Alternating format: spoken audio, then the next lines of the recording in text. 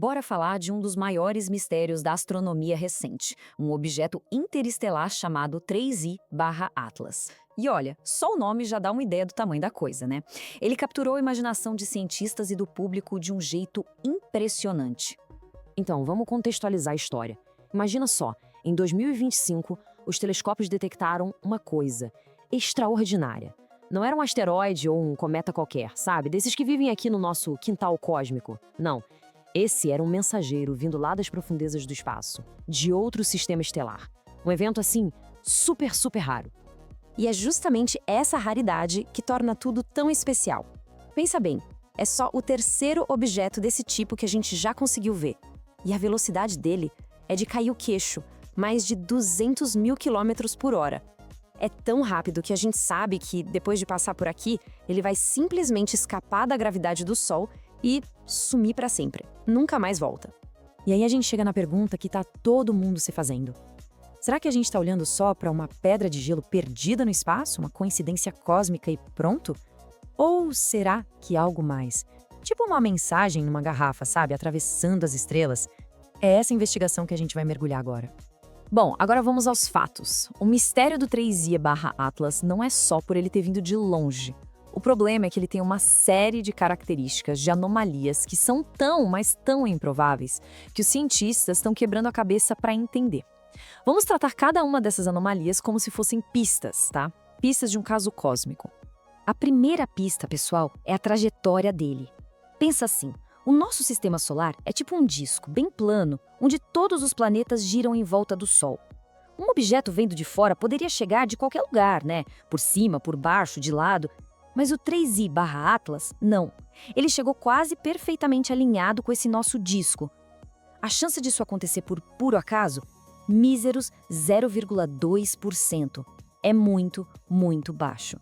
E acredite, fica mais estranho ainda. A segunda pista é a sincronia, o timing. Ele não só está viajando no nosso plano, como a trajetória dele vai fazer com que ele passe bem pertinho de Vênus, de Marte e de Júpiter. A chance disso acontecer, dele chegar na hora certa para encontrar os planetas nessas posições, é de 0,005%. É uma coincidência de proporções cósmicas, literalmente. E esse gráfico aqui mostra direitinho um desses encontros. A gente vê a trajetória do 3I/Atlas se aproximando de Júpiter. Veja bem, não vai bater, não é uma colisão, mas chega perto, muito perto. Perto o suficiente para ser estatisticamente, assim, quase impossível. É como se alguém tentasse atirar uma bolinha de gude de um lado de um campo de futebol e quase acertasse outras 3 bolinhas que estão se mexendo lá do outro lado. A chance é mínima. Então, vamos resumir a situação. A trajetória improvável com 0,2% de chance. A sincronia com os planetas com 0,005%. A direção de onde ele veio bate com a daquele famoso e misterioso sinal de rádio UAU de 1977. A composição química dele é esquisita, muito níquel, quase nada de água. E, para fechar com chave de ouro, parece que ele está acelerando de um jeito que a gravidade sozinha não consegue explicar. Juntando todas essas pistas, o retrato que se forma é o de um objeto completamente fora da curva.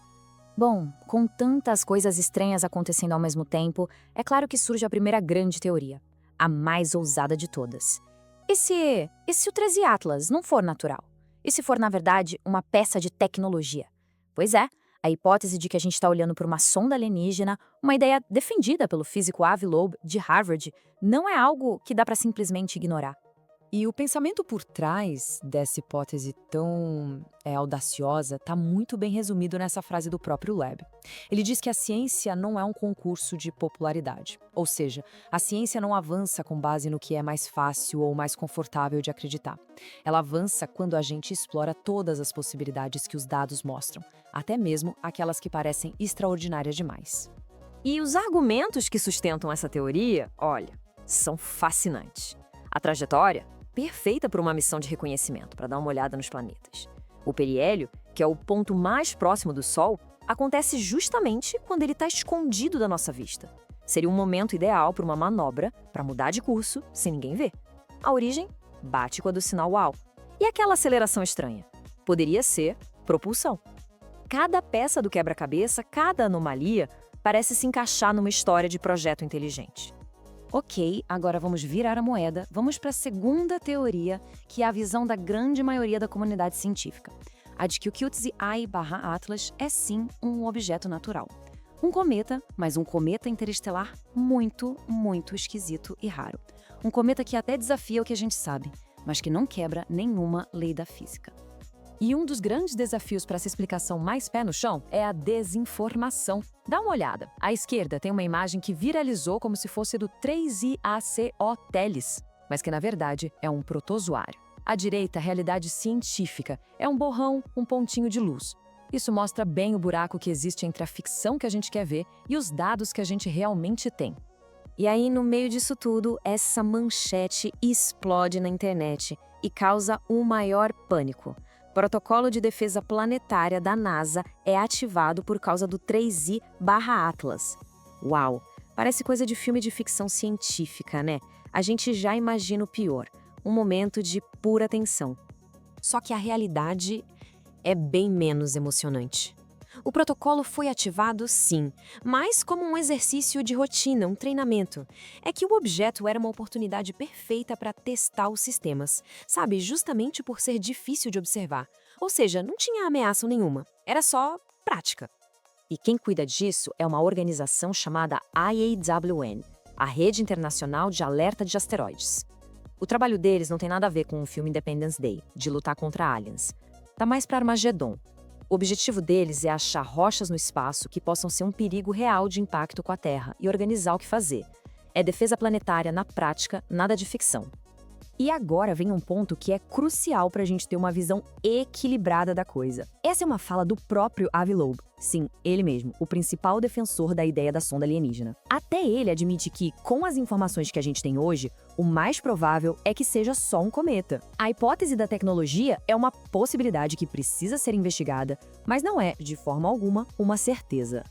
Então, vamos dar um passo para trás e olhar para a situação de um jeito mais amplo.